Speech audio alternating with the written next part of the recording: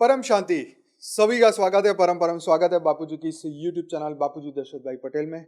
मैं हूं अनंत और आज हम बात करने वाले हैं परम शांति के बारे में। तो भाई आज का एपिसोड मस्त होने वाला है क्योंकि परम शांति हमारा जो टैग लाइन है, पंच लाइन है और जीवन मुक्त की ये लाइन है। तो आज हम समझने वाले हैं वेद, उपनिषद, पुराण और गीता इसके बारे में क्या कहता है। क्योंकि परम शांति कई लोगों को लगता है कि बापूजी ने ये इन्वेंट कर लिया, अपने आप बना लिया, लेकिन जो बापूजी ने समझाया है ये बहुत सोच समझ के और जो उस अवस्था को पा चुका होता है वही इसके बारे में बता सकता है। तो खैर क्या कहा हुआ इसके बारे में आइए पहले चर्चा करते हैं। परम शांति का जो अर्थ है आत्मा की वह स्थायी अवस्था जहां पर संसार के सुख दुख मोह माया और कर्मों के बंधन से मुक्त होकर परमात्मा के साथ एकत्व का अनुभव करती है। यही शांति बाहरी सुख से नहीं बल्कि आत्मा की गहराई में स्थित ब्रह्म ज्ञान और मोक्ष से प्राप्त होती है। भारतीय ग्रंथों में इसे विभिन्न दृष्टिकोण से समझाया गया है। जैसे ऋग्वेद में कहा गया है कि परम शांति केवल ईश्वर के सानिध्य में ही प्राप्त हो सकती है। तो इसे ऐसा बताया मंत्र के साथ, ओम द्वौम शांति, अंतरिक्ष शांति, पृथ्वी शांति, आकाश पृथ्वी और समस्त ब्रह्मांड में शांति हो। यजुर्वेद कहते हैं, मंत्र में कहते हैं ओम शांति शांति शांति, आत्मा मन और शरीर में पूर्ण शांति की कामना करें। तप, यज्ञ और ध्यान के माध्यम से परम शांति की प्राप्ति की जा सकती है। अथर्ववेद कहते हैं मनस शांति आत्मा शांति, मतलब मन और आत्मा की शांति जीवन का परम लक्ष्य है। उपनिषद के अंदर और उल्लेख मिलता है कठो उपनिषद में, न चक्षुषा गुरुहते न अपि वाचा, परम शांति आत्मा में छिपी हुई है। इसे बाहरी इंद्रियों से नहीं बल्कि ध्यान और आत्मज्ञान से अनुभव किया जा सकता है। बृहदारण्यक उपनिषद कहते हैं यो वे भुवा तत्सुखम, जो अनंत है वही सुखी है, शांति का वही स्रोत है। मुंडक उपनिषद कहता है कि आत्मा को जानकर ही परम शांति प्राप्त हो सकती है। ध्यान साधना और आत्मज्ञान के माध्यम से परम शांति का अनुभव होता है। छांदोग्य उपनिषद कहते हैं कि सत्य ज्ञानम अनंत ब्रह्म, सत्य ज्ञान और अनंत ब्रह्म की शांति का मूल है। शिव पुराण कहता है कि शिव को शांत स्वरूप कहा गया है। उनकी आराधना और ध्यान से आत्मा को परम शांति प्राप्त होती है। शिव ही वह स्थिति है जहाँ आत्मा स्थायी शांति का अनुभव करती है। भागवत पुराण कहते हैं कि भक्ति और ईश्वर में समर्पण से परम शांति प्राप्त होती है। भगवान कृष्ण के चरणों में ध्यान करने से आत्मा सभी अशांति से मुक्त हो जाती है। गरुड़ पुराण कहते हैं कि मृत्यु के बाद आत्मा केवल अपने कर्मों और धर्म के पालन से परम शांति को प्राप्त कर सकती है। तो भगवत गीता में परम शांति को जीवन का अंतिम उद्देश्य बताया। श्री कृष्ण ने अर्जुन को आत्मज्ञान, भक्ति, निष्काम कर्म के माध्यम से शांति प्राप्त करने का मार्ग बताया। तो एक जो श्लोक है अध्याय 2 के अंदर सांख्य योग में आता है, जिसका मतलब है कि बुद्धिमान व्यक्ति को सांसारिक कर्मों के प्रति आसक्ति नहीं रखनी चाहिए। निष्काम कर्म से मन में शांति आती है। अध्याय 6 ध्यान योग में बताते हैं भगवान कि ध्यान के माध्यम से मन को स्थिर करके परम शांति प्राप्त होती है। अध्याय 12 भक्ति योग में बताते हैं मनम न भव भक्त मध्यव्यक्तो, मेरा ध्यान करो और मेरी भक्ति में लीन हो जाओ, इससे तुम्हें परम शांति मिलेगी। अध्याय 18 में मोक्ष संन्यास योग में बताया कि सभी धर्मों को त्याग कर मेरी शरण में आओ, मैं तुम्हें मोक्ष और शांति प्रदान करूंगा। आगे इसका ये परम शांति प्राप्त करने का साधन क्या है? तो भाई पहला ज्ञान योग, आत्मा और परमात्मा के ज्ञान से अशांति का नाश होता है।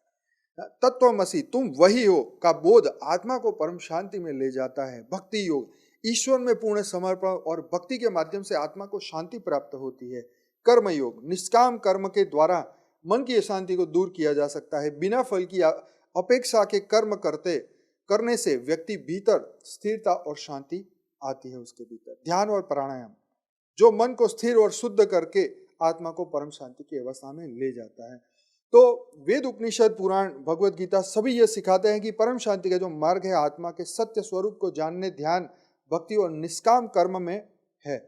जब आत्मा अपने वास्तविक स्वरूप को पहचान लेती है तो वह संसार के सभी बंधनों और अशांतियों से मुक्त होकर परम शांति में लीन हो जाती है। परम शांति आत्मा की वह अवस्था है जहां वह स्वयं को ब्रह्म के साथ एक अनुभव करती है। तो बापूजी इसीलिए बताते हैं कि परम शांति की ओर आगे बढ़ो, परम शांति की ओर आगे बढ़ो, क्योंकि वही एक ऐसी अवस्था है जहां बापूजी बताते हैं कि परम धाम में जो आत्माएं सृजन हुई, जहां हमारी आत्मा जब पहली बार बनी थी इस ब्रह्मांड की शुरुआत में, तो वो परम शांति की अवस्था में ही थी।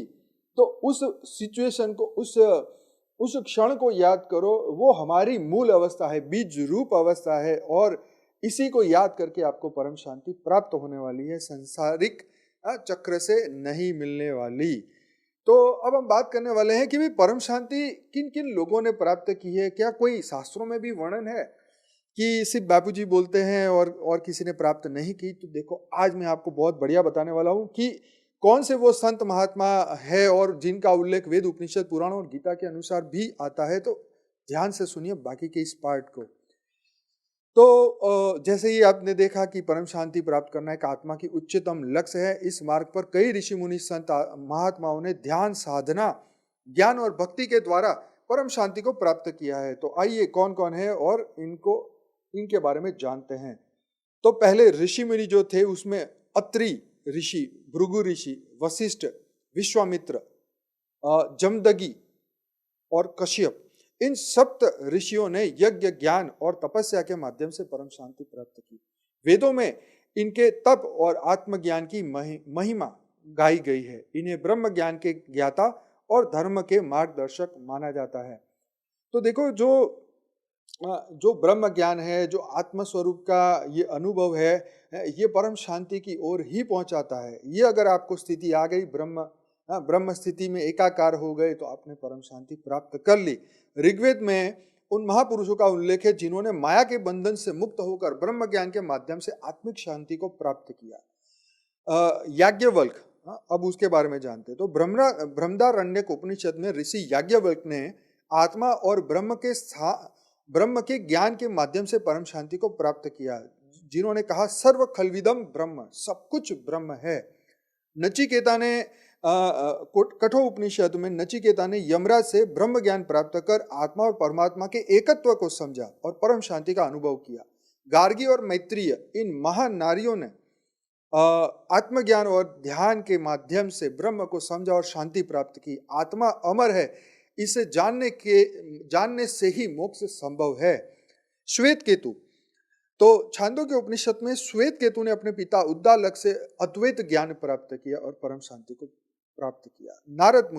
नारद मुनि ने नारायण का जप और भक्ति के माध्यम से परम शांति को प्राप्त किया। भागवत पुराण में बताया गया कि नारद मुनि ने संसार की माया से ऊपर उठकर केवल ईश्वर में लीन होने का मार्ग अपनाया। शिव भक्त रावण, तो भाई रावण का भी उल्लेख है, उसने भगवान शिव की आराधना से मोक्ष प्राप्त करने की कोशिश की। देखो, प्राप्त करने की कोशिश की, मिला नहीं मिला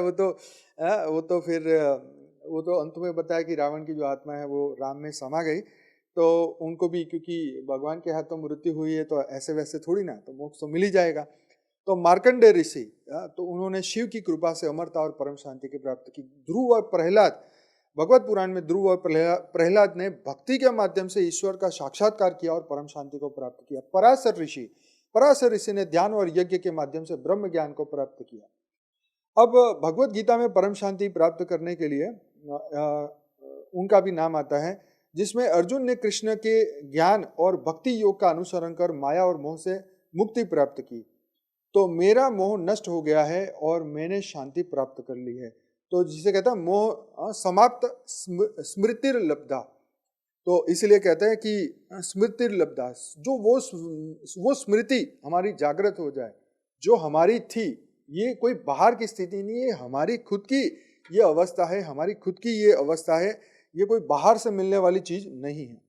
सनकादि ऋषि, जिन्होंने भगवत गीता और अन्य ग्रंथों में सनातन और सनत कुमार का उल्लेख है, जिन्होंने ब्रह्म का साक्षात्कार कर परम शांति प्राप्त की।